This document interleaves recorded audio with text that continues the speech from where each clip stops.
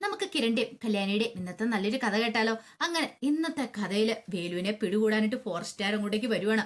അവരെ കണ്ടു കഴിഞ്ഞപ്പത്തിന് വേലുവിന് ഭയങ്കര ടെൻഷനായി. മൂപ്പനെ മൂപ്പന്റെ ഭാര്യയൊക്കെ ദയനീയമായിട്ട് നോക്കുവാണ്. അങ്ങനെ ഫോറസ്റ്റുകാർ വന്ന് നിന്നിട്ട് ചോദിച്ചു, അല്ല ഇപ്പൊ എന്താ മൂപ്പ, നിങ്ങള് തേൻ കൊടുത്ത ആളെ കൊല്ലാൻ തുടങ്ങിയോന്നൊരു ഒറ്റ ചോദ്യമായിരുന്നു. ഈ ചോദ്യം കേട്ട് കഴിഞ്ഞപ്പത്തിന് മൂപ്പൻ തൊഴുതു ഇങ്ങനെ നിൽക്കുവാണ്. സാറേ അങ്ങനെ പറയില്ല സാറേ, ഞങ്ങൾ അങ്ങനെ ഒന്നും ചെയ്തിട്ടില്ലെന്ന് പറയാ. സത്യം പറ മൂപ്പ, എന്താ സംഭവിച്ചെന്ന് ചോദിക്കാം. സാറേ അതെ, ആ സാറുമാർ ഇവിടെ വന്നു കഴിഞ്ഞപ്പോ തേൻ കൊടുത്തെന്നുള്ള സത്യവാ. ഇവനാ കൊടുത്തേന്ന് പറയണം. നേരെ വേലുവിന്റെ നേരെ തിരിഞ്ഞു. എന്നിട്ട് ചോദിച്ചു, സത്യം പറടാ, നീയാണോടാ തേനിനകത്ത് വിഷം കടത്തിയത്? അയ്യോ സാറേ, ഞാൻ അങ്ങനെയും ചെയ്തിട്ടില്ല. പിന്നെ എന്തിനാടാ അങ്ങനെയൊക്കെ ചെയ്തേന്ന് ചോദിക്കുക. സാർ എന്തൊക്കെയാ പറയണേ? ഞാൻ അങ്ങനെ വിഷം കലർത്തിയിട്ടില്ല, ഞാൻ അങ്ങനെ ചെയ്യത്തില്ല സാറേ. കാട്ടിൽ നിന്ന് തേൻ എടുത്തോണ്ട് വന്ന് ഞാൻ അവർക്ക് കൊടുത്തു, അത് ശരി തന്നെയാ. പക്ഷെ ഞാൻ അതിനകത്ത് വിഷമൊന്നും കലർത്തിയിട്ടില്ല. ഞാൻ ആദ്യമായിട്ടല്ല സാറേ തേൻ കൊടുക്കണേ, ഞാൻ ഇതിനു മുമ്പ് കൊടുത്തിട്ടുണ്ട്. പക്ഷെ അന്നൊന്നും സംഭവിച്ചിട്ടില്ല. പക്ഷെ ഇപ്പോഴെന്താ സംഭവിച്ചതെന്ന് എനിക്കറിയില്ല. ഇത് കേട്ടതും മൂപ്പൻ പറഞ്ഞു, സാറേ ഞങ്ങൾ മലദൈവങ്ങളെ പ്രാർത്ഥിക്കുന്നവരാ, ഞങ്ങൾ അങ്ങനെ ഒരിക്കലും ചെയ്യില്ല എന്ന് പറയണം. ഇതൊക്കെ കേട്ടോണ്ട് ഗംഗാപ്രസാദ അകത്തുണ്ട്. ഗംഗാപ്രസാദിന് ഭയങ്കര സന്തോഷമായി.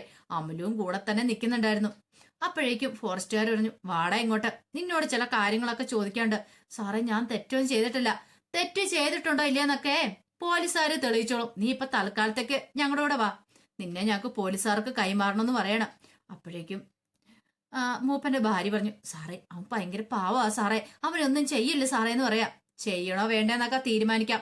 ഉള്ള സത്യമായിട്ട് പറയുവാണെങ്കിൽ ഇവനെ ഒന്നും ചെയ്യത്തില്ല, അല്ലെങ്കിൽ ഉണ്ടല്ലോ ഇവനെ ഇടിച്ചു കൂമ്പ് വാട്ടുമെന്ന് പറയണം. അങ്ങനെ വേലുവിനെ പിടിച്ചോണ്ട് പോവാണ്. ഈ സമയത്ത് വേലു മൂപ്പന്റെ ഭാര്യയൊക്കെ നോക്കി ഇങ്ങനെ കൈ കൂപ്പിക്കൊണ്ട് ഞാനൊന്നും ഒരു തെറ്റും ചെയ്തിട്ടില്ല എന്ന് പറഞ്ഞ് കരയുവാണ്. അവർക്കും ഭയങ്കര വിഷമായി. അങ്ങനെ വേലുവിനെ പിടിച്ചോണ്ട് അങ്ങോട്ട് പോയി. അതെല്ലാം അമലു കാണുന്നുണ്ടായിരുന്നു. അമലു പെട്ടെന്ന് അങ്ങോട്ട് ഇറങ്ങി വന്നു. അപ്പൊ കുടിയിലുള്ള ഒന്ന് രണ്ട് പേരൊക്കെ അവിടേക്ക് വരുവാണ്. അമലു വന്നിട്ട് ചോദിച്ചു, ഇപ്പൊ സമാധാനമായില്ലേ അച്ഛനും അമ്മയ്ക്കൊക്കെ? അവനെ പോലുള്ള ഒരുത്തനെ എടുത്തു വളർത്തിയന്റെ കൂലി കിട്ടിയില്ലേ? ഞാൻ അപ്പോഴേ പറഞ്ഞ അവൻ ആള് ശരിയല്ലാന്ന്. ഇനിയിപ്പം മൂപ്പം പറഞ്ഞാലൊന്നും ഈ കുടിലുള്ള ആരും വിശ്വസിക്കുമെന്ന് തോന്നില്ല. അച്ഛന്റെ ഉള്ള അഭിമാനം മുഴുവൻ പോയി കിട്ടിയില്ലേ, ഉള്ള വില പോയി കിട്ടിയില്ലേ? അവൻ ഒറ്റ ഒരുത്തം കാരണം അനുഭവിച്ചോ. ഞാൻ പറയുമ്പോ എന്നെ കുറ്റപ്പെടുത്തി സംസാരിക്കും. അവനാള് ശരിയല്ലെന്ന് ഞാൻ അന്നേ പറഞ്ഞതാ. എന്നിട്ടിപ്പൊ എങ്ങനെയായി കാര്യങ്ങളൊക്കെ? അവനെ പോയി നല്ല ഇടി ഇടിച്ചു കഴിയുമ്പത്തേനും അവൻ സത്യങ്ങളൊക്കെ പറഞ്ഞോളൂ. അവര് ചോദിച്ചു കേട്ടില്ലേ, ലക്ഷങ്ങൾ വാങ്ങിയിട്ടാണോ ഇതൊക്കെ ചെയ്തേന്ന്, ആർക്കോ വേണ്ടി ചെയ്തതാന്ന്. അവൻ അതല്ല, അത് ചിലപ്പോ അതിലപ്പുറം ചെയ്തെന്നിരിക്കും. നമ്മളോടൊക്കെ കള്ളത്തരം പറഞ്ഞുകൊണ്ടിരിക്കുക. അവൻ ലക്ഷങ്ങൾ വാങ്ങിയിട്ടുണ്ടോന്ന് ആര് കണ്ടു? അപ്പോഴേക്കും മൂപ്പന്റെ ഭാര്യ പറഞ്ഞു, ഇങ്ങനെയൊന്നും പറയരുത് മോളെ. പിന്നെ പറയാതെ, ഇപ്പോഴും അവനെ ന്യായീകരിക്കുമല്ലേ അച്ഛനും അമ്മേ എന്നൊക്കെ പറഞ്ഞുകൊണ്ട് അമലു ദേഷ്യപ്പെട്ട് അങ്ങോട്ട് കയറിപ്പോകുമ്പോ അകത്തുണ്ടായിരുന്ന ഗംഗാപ്രസാദിന് ഭയങ്കര സന്തോഷമായിരുന്നു. പിന്നീട് ഫോറസ്റ്റുകാര് പോലീസിനെ കൈമാറുവാണ് വേലുവിനെ. അങ്ങനെ ലോക്കപ്പിൽ കൊണ്ടിട്ട് വേലുവിനെ ഇഞ്ച ചതയ്ക്കുന്ന പോലെ ഇട്ട് ചതയ്ക്കുവാണ്. വേലു പറഞ്ഞു, ഞാനൊരു തെറ്റും ചെയ്തിട്ടില്ല സാറേ, സത്യം പറയടാ, ആര് പറഞ്ഞിട്ടാ നീ ഇതൊക്കെ ചെയ്തേ? സാറേ ഞാൻ ആരും പറഞ്ഞിട്ട് ചെയ്തില്ല. പിന്നെ നീ എന്തിനാണ് അവരെ കൊല്ലാൻ നോക്കിയത്? ഞാൻ കൊല്ലാൻ നോക്കില്ല. എടാ, ആ തേൻ കുടിച്ചായിരുന്നെങ്കിൽ എത്ര മരണം ഉണ്ടാവുന്ന നിനക്കറിയായിരുന്നോ? നീ അങ്ങനെ വെറുതെ ചെയ്യില്ലെന്നറിയാ. ഒന്നെങ്കിൽ ആരെങ്കിലും പറഞ്ഞിട്ടായിരിക്കും. ആർക്കെങ്കിലും വേണ്ടി ചെയ്താണോടാ നീ? പൈസ വാങ്ങിയിട്ട് ചെയ്താണോ? സാറേ ഞാൻ ആദ്യമായിട്ടൊന്നും അല്ല തേൻ കൊടുക്കുന്ന ഞങ്ങനെ കാട്ടി വസിക്കുന്നവർ അങ്ങനെ ഒരു ചതി ഒരിക്കലും ചെയ്യില്ല സാറേ. മലദൈവങ്ങൾ ഞങ്ങളോട് പൊറുക്കില്ല എന്ന് പറയണം. നിന്റെ ഒരു മലദൈവങ്ങള് സത്യം പറഞ്ഞാൽ നിനക്ക് കൊള്ളാം. സത്യം ഇവിടെ നീ പറയുവാണെങ്കിൽ നിന്നെ മാപ്പ് സാക്ഷിയാക്കാം. അല്ലെങ്കിലുണ്ടല്ലോ എല്ലാം അകത്ത് കിടക്കൂന്ന് പറയണം. അല്ല, ഇനി അവിടെ വേറെ ആരെങ്കിലും കടന്നുകൂടിയായിരുന്നോ? നിന്റെ മൂപ്പൻ എന്തോ കളരിയും മർമ്മവും ഒക്കെ അറിയാവുന്ന കുറെ ചികിത്സകളും കാര്യങ്ങളൊക്കെ അറിയാലോ. സത്യം പറ, അങ്ങനെ ഒഴിയാനോ പിഴിയാനോ എങ്ങാനും ആരെങ്കിലും അങ്ങോട്ടേക്ക് വന്നായിരുന്നോ? ഒരു നിമിഷം വേലു എന്ന് ആലോചിച്ചു. പറയണോ അവനെ കുറിച്ച്? പറഞ്ഞിട്ടുണ്ടെങ്കിൽ താൻ കുടിലേന്ന് പുറത്താവും. മൂപ്പൻ തന്നെ പുറത്താക്കും. തൽക്കാലത്തേക്ക് വേണ്ട. എന്താടാ ആലോചിക്കുന്നേ? നിന്റെ ആലോചന കണ്ടാൽ തന്നെ അറിയാലോ ആരെങ്കിലും അവിടെ ഉണ്ടെന്ന്. അങ്ങനെയൊന്നും ഇല്ല സാറുമാരെ. ഉണ്ടെന്ന് പറയുവാണെങ്കിൽ നിനക്ക് നല്ലത്. അങ്ങനെ ആരെങ്കിലും ഉണ്ടെങ്കിൽ നിനക്ക് ഇതിനകത്തൊന്ന് തലയുരാം. ഞാൻ പറഞ്ഞല്ലോ മാപ്പ് സാക്ഷി ആക്കാന്ന്. അല്ലാത്ത പക്ഷം നീയും കൂടെയൊക്കെ ചേർന്നിട്ടാണ് ആ വിഷം കടത്തിയെന്നും പറഞ്ഞുകൊണ്ട് ഞങ്ങൾ കണ്ടുപിടിച്ചിട്ടുണ്ടെങ്കിൽ നിനക്കൊക്കെ പിന്നെ ഒരിക്കലും പുറത്തിറങ്ങാൻ പറ്റില്ല. അതുകൊണ്ടാ നിന്നോടൊക്കെ മര്യാദയ്ക്ക് ചോദിക്കുന്നേ. അതും പറഞ്ഞിട്ട് കുറെ അടിയും കൂടെ കൊടുക്കുവാണ്. ഒടുവിൽ അവശനായി പോയി വേലുവിന് എന്ത് ചെയ്യണമെന്ന് അറിയത്തില്ല. വേലു വന്നിട്ട് സത്യം പറയാനായിട്ട് കൂട്ടാക്കില്ല. അവിടെ അവനുണ്ടെന്നുള്ള കാര്യം അത് പറഞ്ഞിട്ടുണ്ടെങ്കിൽ തന്നെ കുടിലേന്ന് പുറത്താക്കൂല്ലോ എന്നോർത്ത് മാത്രമാ അതിനെക്കുറിച്ചൊന്നും പറയാതിരുന്നത്. ഇതേ സമയത്ത് അമലുവിന് പെട്ടെന്ന് ഓക്കാനോ ഛർദിയും വരുവാണ്. അമലു മുറിയിൽ നിന്ന് ഇറങ്ങി പുറത്തേക്ക് ഇറങ്ങി ഓടിപ്പോവാണ്. അങ്ങനെ പോയി ഓക്കാനിക്കുന്ന കണ്ടുകൊണ്ടാണ് അമലുവിന്റെ അമ്മ അങ്ങോട്ട് വരുന്നത്. എന്താ മോളെ, എന്തു പറ്റിയെന്ന് ചോദിക്കുകയാണ്. എന്താണെന്നറിയില്ലമ്മേ, രാവിലെ തൊട്ട് ഒരു തലവേദന, ഒരു വയറുവേദനയുണ്ട്, പിന്നെ ഛർദിക്കാൻ വരുന്ന പോലെ ഒരു തോന്നലുണ്ടെന്ന് പറയണം. അയ്യോ മോളെ, എന്താ നിനക്ക് തലവേദന ശക്തമായിട്ടുണ്ടോ? എന്താന്ന് അറിയില്ലമ്മേ, എനിക്കറിയില്ല. അന്നൊരു കാര്യം ചെയ്യാം, അച്ഛനോട് പെട്ടെന്ന് തന്നെ വയറുവേദനയ്ക്കുള്ള മരുന്നൊക്കെ ഉണ്ടാക്കി തരാൻ പറയാം. വേണ്ടമ്മേ, അതിന്റെ കാര്യമില്ല. അതൊന്നും പറ്റില്ല. നിനക്ക് കുറച്ചു നാളായിട്ട് ഇങ്ങനെ വയ്യായികൊന്നും ഇല്ലായിരുന്നല്ലോ. എന്താന്നറിയില്ല, ചെന്നിക്കുത്താൻ തോന്നുന്നു. അതിന്റെ ആന്ന് തോന്നുന്നു ഇങ്ങനെ മനംപുരട്ടിലും ഛർദ്ദിക്കാൻ വരും. ഒരു കാര്യം ചെയ്യാം, ചെന്നിക്കുത്തിനുള്ള മരുന്ന് അച്ഛനോട് ഉണ്ടാക്കി തരാൻ പറയാം. ഇനിയിപ്പൊ അതും കഴിച്ചിട്ട് കുറഞ്ഞില്ലെങ്കിലേ നമുക്ക് ഇവിടെയുള്ള ഹോസ്പിറ്റലിൽ ഒന്ന് പോവാം. ആഴ്ച 2 ദിവസം ഇവിടെ ഡോക്ടർ വരുന്നല്ലേ. വേണ്ടമ്മേ, അതിന്റെ ആവശ്യമൊന്നും ഇല്ല. അമലുവിന് ഭയങ്കര ടെൻഷനായി. ഹോസ്പിറ്റലിൽ പോയിട്ടുണ്ട് താൻ പ്രഗ്നന്റ് ആണെന്നുള്ള കാര്യം അറിയും. അപ്പൊ അതിന്റെ ഒരു ടെൻഷനായിരുന്നു അമലുവിന്. അപ്പോഴേക്കും അമലുവിന്റെ അമ്മ പറഞ്ഞേ, അതൊന്നും പറ്റില്ല.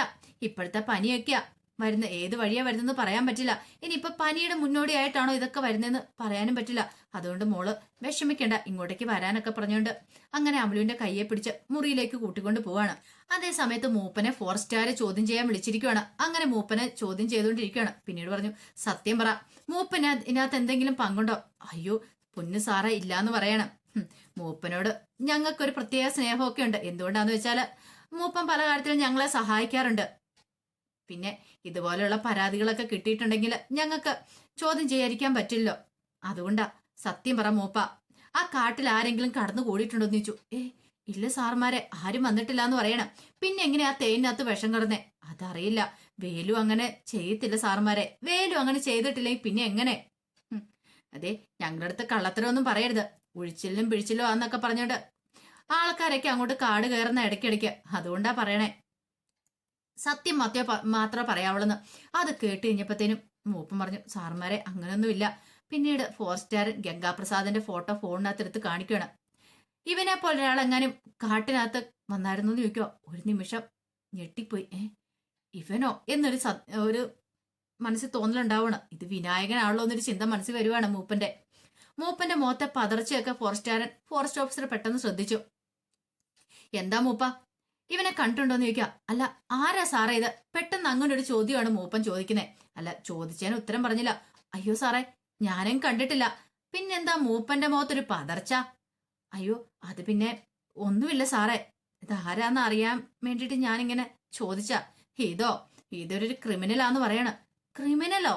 അതെ, ചെന്നൈയിലും കേരളത്തിലും ഭീതി പടർത്തിയിരിക്കുന്ന ഒരു ക്രിമിനലാണ്. കുറെ കേസുകളിലെ പ്രതിയാണ്. ഇവൻ മുങ്ങി നടക്കുക, കാട്ടിലേക്ക് കേറിയിട്ടുണ്ടെന്ന് ഒരു അറിവ് കിട്ടിയിട്ടുണ്ട്. അതുകൊണ്ടാ ചോദിച്ചത്. ഇത് കേട്ടപ്പോ മൂപ്പൻ ഞെട്ടിപ്പോയി. പെട്ടെന്ന് മൂപ്പനോട് ചോദിച്ചു, സത്യം പറ, ഇവനെങ്ങാനും കാട് കേറിയിട്ടുണ്ടോന്ന് ചോദിക്കുക.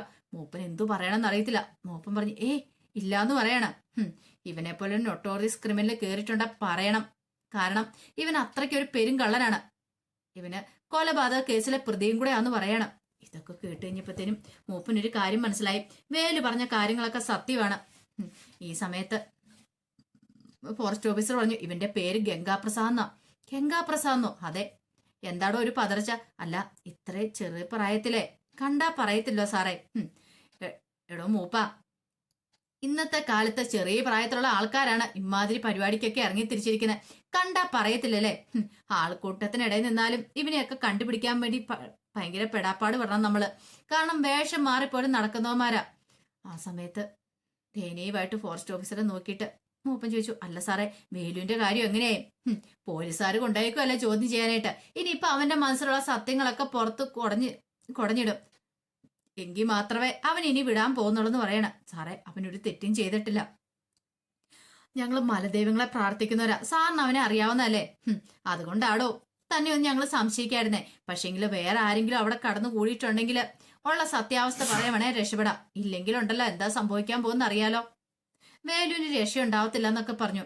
പിന്നെ ഇനി അങ്ങോട്ടേക്ക് ആരെങ്കിലും കാട് കയറി വന്നിട്ടുണ്ടെങ്കിൽ ഞങ്ങളോട് പറഞ്ഞോണം. അങ്ങനെയൊക്കെ പറഞ്ഞിട്ട് മൂപ്പനെ അങ്ങോട്ട് പറഞ്ഞു വിടുവാണ്. മൂപ്പൻ എന്ത് ചെയ്യണമെന്ന് പോലും അറിയത്തുണ്ടായിരുന്നില്ല. പിന്നീട് കിരൺ വേലുവിനെ കാണാനായിട്ട് അങ്ങോട്ടേക്ക് വരുവാണ്. ലോക്കപ്പിൽ കിടക്കുന്ന വേലു കിരണിനെ കണ്ടപ്പത്തേനും ചാടി എഴുന്നേറ്റു. ആ സമയം കിരൺ ചെന്നിട്ട് ചോദിച്ചു, സത്യം പറയടാ, നിനക്ക് എന്താടാ കിട്ടിയത്? ഞങ്ങളുടെ കുടുംബത്തിലുള്ളവരെ കൊല്ലാൻ ശ്രമിച്ചിട്ട് നീ അതുകൊണ്ട് എന്ത് നേടിയെന്ന് ചോദിക്കുക. സാറേ, ഞാൻ അങ്ങനെയൊന്നും ചെയ്തിട്ടില്ല. പിന്നെ നീ എന്തിനാടാ തേനിനകത്ത് വിഷം കലർത്തിയത്? ആര് പറഞ്ഞിട്ടാടാ ചെയ്തേ? സാറേ, ഞാൻ അങ്ങനെ ഒരിക്കലും വിഷം കലർത്തില്ല, സാറിനറിയാലോ. നാട്ടിൽ കിട്ടുന്ന തേന് ശുദ്ധമല്ലാത്തോണ്ടല്ലേ സാർ എൻ്റെ കയ്യിൽ തേൻ വാങ്ങിയത്. കാരണം നാട്ടിൽ കൊണ്ടേ കൊടുക്കുന്ന തേനിനകത്ത് അവര് മായം ചേർത്താ വിൽക്കുന്നേ. പക്ഷെ ഞങ്ങൾ അങ്ങനെ മായം പോലും ചേർക്കാറില്ല സാറേ. അങ്ങനെയുള്ള സാഹചര്യത്തിൽ ഞങ്ങൾ അതിനകത്ത് വിഷം കലർത്തുമെന്ന് സാറിന് തോന്നുന്നുണ്ടോ? ഇത് കേട്ട് കഴിഞ്ഞപ്പോ ഇത് കേട്ട് കഴിഞ്ഞപ്പോഴത്തേനും കിരൺ പറഞ്ഞു, എടാ എന്നിട്ടാണോടാ നീ തന്ന തേൻ കുടിച്ചിട്ട് എന്റെ അച്ഛൻ അത്യാസന്ന നിലയിൽ കിടക്കണേ? സാറേ, ഞാൻ അങ്ങനെ ഒരു തെറ്റ് ചെയ്തിട്ടില്ല, മലദൈവങ്ങളാണ് സത്യം എന്നൊക്കെ പറയാണ്. ഈ സമയത്ത് ഒരു നിമിഷം കിരൺ ആലോചിച്ചു. പിന്നീട് കിരൺ ചോദിച്ചു, അല്ലടാ വേറെ ആരെങ്കിലും അവിടെ കടന്നു കൂടിയിട്ടുണ്ടോ? അപ്പോഴേക്കും ഒരു പതർച്ചയുണ്ടായി വേലുവിന്റെ മുഖത്ത്. സത്യം പറ, നിന്നോട് ഇതിനു മുമ്പ് ഞാൻ ഇതിനെക്കുറിച്ച് ചോദിച്ചാ, പക്ഷെ അന്നൊന്നും നീ ഒന്നും പറയാനായിട്ട് കൂട്ടാക്കിയില്ല. ഇന്നെങ്കിൽ നീ സത്യം പറ, ഞാൻ അന്നൊരു ഫോട്ടോ കാണിച്ചില്ലേന്ന് ചോദിക്കുകയാണ്. ആ ഫോട്ടോയ്ക്കകത്തുള്ള ആരെങ്കിലും അവരെ പോലെ ആരെങ്കിലും നീ അവിടെ കണ്ടിട്ടുണ്ടോ എന്ന് ചോദിക്കുക. അത് കേട്ട് കഴിഞ്ഞപ്പത്തിനും തൊട്ടപ്പുറത്തൊരു പാറാവുകാരൻ മാറി നിൽക്കുന്നുണ്ടായിരുന്നു. പേല് പറഞ്ഞു, സാറേ ഒരു കാര്യം ഉണ്ടെന്ന് പറയണ. എന്താ? ഞാൻ പോലീസുകാരോട് പോലും അതിനെക്കുറിച്ച് പറഞ്ഞിട്ടില്ല. പക്ഷേങ്കില് അവിടെ ഒരുത്തനുണ്ടെന്ന് പറയണം. ഒരുത്തനെ എനിക്ക് കളഞ്ഞു കിട്ടിയിട്ടുണ്ടെന്ന് പറയണം. കളഞ്ഞു കിട്ടാൻ ഇതെന്താടാ, വല്ല സ്വർണ്ണോ മറ്റോ ആണോ? അതല്ല സാറേ, ഒരുത്തൻ മുറിവേറ്റ് കിടക്കുന്നുണ്ടായിരുന്നു. അവനെ ഞങ്ങൾ കൊണ്ടേ ശുശ്രൂഷിച്ചു. എന്താടാ അവന്റെ പേര്? അവന് സംസാരശേഷിയില്ല. അവൻ എഴുതി കാണിക്കുകയോ ചെയ്തേ. വിനായകനെന്നോ മറ്റോ ആണ്. വിനായകനെന്നോ? അതെ, അങ്ങനെയാണ് എഴുതി കാണിച്ചേ. പിന്നീട് വേലു പറഞ്ഞു, സാറേ അവനാണോ ഇത് ചെയ്തതെന്ന് എനിക്ക് സംശയം ഉണ്ടെന്ന് പറയണ. അല്ലടാ, ഞാനൊരു കാര്യം ചോദിച്ചോട്ടെ, അന്ന് കാണിച്ചൊരു ഫോട്ടോ കാണിച്ചില്ലേ, ആ ഫോട്ടോയെ സാമ്യമുള്ളവനാണോ? അതേപോലെ ഒരുത്തനാണോ എന്ന് ചോദിക്കുകയാണ്. ഇത് കേട്ടുകഴിഞ്ഞപ്പോ വേലു പറഞ്ഞു, സാറേ അത് സാമ്യല്ല എന്ന് പറയണം. പിന്നെയോ അത് അവൻ തന്നെയാന്ന് പറയണ. ഇത് കേട്ടപ്പോ കിരൺ ഞെട്ടി. എന്തൊക്കെയാടാ നീ പറയണെന്ന് ചോദിക്കുക. സത്യമാ സാറേ ഞാനീ പറയണേന്ന് പറയണ. അപ്പോഴേക്കും അവിടേക്ക് SI വരുവാണ്. SI വന്നിട്ട് ചെന്താ കിരണേന്ന് ചോദിക്കുകയാണ്. ദേ അവിടെ ഒരുത്തൻ കടന്നു കൂടിയിട്ടുണ്ടെന്ന്. കാട്ടിലോ? അതെ. എടാ അത് വിനായകനല്ലടാ, അത് ഗംഗാപ്രസാദാന്ന് പറയണ. ഗംഗാപ്രസാദോ? അവൻ കൊടും ക്രിമിനലാണ്. അവനാണ് അവിടെ കടന്നു കൂടിയിരിക്കുന്നേ. എന്നിട്ട് എന്താടാ ഈ കാര്യം മുമ്പ് പറയാതിരുന്നേ? സാറേ, ഞാൻ പറയാതിരുന്നതിന്റെ കാരണമുണ്ട്. കാരണം ഇത് പറഞ്ഞിട്ടുണ്ടെങ്കിൽ എനിക്ക് ഊരുവിലക്കുണ്ടാവും. പിന്നെ ഞാൻ സ്നേഹിക്കുന്ന പെണ്ണിനെ എനിക്ക് കിട്ടുമെന്ന് തോന്നില്ല. പക്ഷെ ഇതിപ്പം ഞാൻ സാറിനോട് പറയാൻ കാരണം അവൻ എന്റെ പെണ്ണിനെ വശത്താക്കിയിരിക്കുക. എന്റെ പെണ്ണിനെ അവൻ സ്വന്തമാക്കുമെന്ന് തോന്നി. അതുകൊണ്ട് മാത്രം ഞാൻ പറഞ്ഞെന്ന് പറയണ. അത് കേട്ട് കഴിഞ്ഞപ്പോഴത്തേനും SI സത്യമാണോടായി പറയണേ? സത്യമോ സാറുമാരെ, ഞാൻ കള്ളത്തരം ഒന്നും അല്ല പറയണേ. ഞാൻ ഇതിനെ കള്ളത്തരം പറയണേ. അപ്പോഴേക്കും കിരൺ SIയോട് പറഞ്ഞു, ഇനി ഇവനെ അകത്തിട്ടിട്ട് കാര്യമൊന്നുമില്ല. ഇവനല്ല അത് ചെയ്തതെന്ന് മനസ്സിലായല്ലോ. എടാ അവൻ ഞങ്ങളുടെ ഏറ്റവും വലിയ ശത്രു, അറിയാവോ? നാട്ടിലുള്ളവർക്കല്ല അവന് ശത്രുവാന്ന് പറയണം. എടാ എന്നിട്ട് അവൻ കയറിയ കാര്യം നിനക്കൊന്ന് പറയായിരുന്നു. അത് പിന്നെ പറയാതിരുന്നത് അവന് ഒരു പാവം പിടിച്ച ഫോട്ടോഗ്രാഫറാന്ന് പറഞ്ഞു. അവന് ഈ കാടിനെ നശിപ്പിക്കുന്നവരെ കുറിച്ചൊക്കെ വീഡിയോസും കാര്യങ്ങളൊക്കെ എടുക്കാൻ വന്നാന്ന് പറഞ്ഞു. മൃഗങ്ങളെ വേട്ടയാടുന്നവരൊക്കെ ഉണ്ടല്ലോ, അപ്പൊ അതിനെക്കുറിച്ചൊക്കെ ഫോട്ടോസൊക്കെ പിടിക്കാനും എഴുതാനും ഒക്കെ അതൊക്കെ പറഞ്ഞുകൊണ്ട് വന്ന. അതൊക്കെ ആദ്യം ഞങ്ങൾ വിശ്വസിച്ചു. പക്ഷെ പിന്നീട് എനിക്ക് അവന് സംശയം തോന്നി സാറേ, അവനെ ഇങ്ങനെയൊക്കെ ചെയ്യത്തോളെന്ന് പറയാണ്. അത് കേട്ടതും SI അവിടെ നിന്ന് പോലീസാണ്ട് പറഞ്ഞു, അവനെ അങ്ങ് സെല്ലിന്ന് തുറക്ക്. ഇവൻ പറഞ്ഞ കാര്യങ്ങളൊക്കെ സത്യമാണെന്നൊന്ന് അറിയണമല്ലോ. അന്ന് അറിഞ്ഞിട്ട് തന്നെ കാര്യം എന്ന് പറഞ്ഞിട്ട് അവന്റെ കയ്യിലേക്ക് പിടിച്ചു. ഇങ്ങോട്ട് വാടാന്നും പറഞ്ഞുകൊണ്ട് അവനങ്ങോട്ട് കൊണ്ടുപോവാണ്. ഈ സമയത്ത് കാട്ടിൽ ഗംഗാപ്രസാദ് വല്ലാത്തൊരവസ്ഥയിലാണ്. ഏത് നിമിഷവും തന്നെ പിടിക്കാനായിട്ട് ആൾക്കാർ വരും എന്നൊരു ചിന്ത അവന്റെ മനസ്സിലേക്ക് വരുന്നുണ്ട്. അപ്പൊ അതിന്റെ വിശേഷങ്ങളൊക്കെയാണ് നമ്മൾ കാണുന്നത്. ആ വിശേഷങ്ങൾക്കായി നമുക്ക് എല്ലാവർക്കും കാത്തിരിക്കാം കേട്ടോ. ഒരിക്കൽ കൂടി എല്ലാവർക്കും ശുഭദിനം നേർന്നുകൊണ്ട് നിർത്തുന്നു.